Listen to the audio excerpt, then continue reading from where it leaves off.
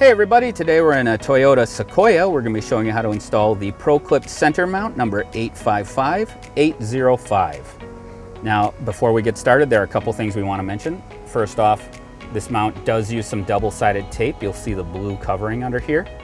You want to peel that blue covering off before you install the mount. And that tape is designed so that if you ever have to remove the mount, it's not going to leave any marks or residue behind. Second, always make sure you install the mount to the dash before you screw anything to the faceplate.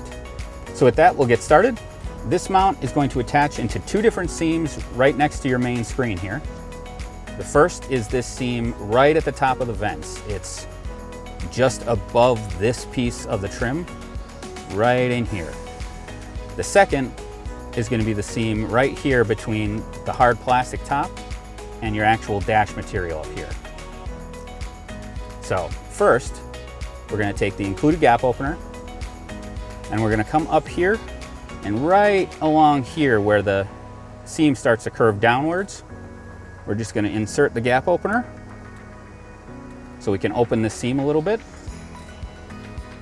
Now you're going to take the mount and the front lip that has the tape on it is going to go in here first. So you just want to insert it into that seam. And now we're going to press on the face of the mount until the back lip goes into the seam on the back.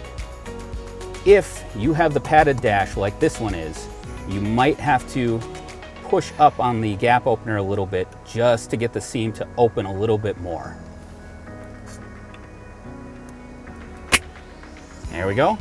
Once we're in, we're going to pull out the gap opener. And now we have a nice solid mounting platform for a custom ProClip device holder. We hope this video has helped. Have a great day.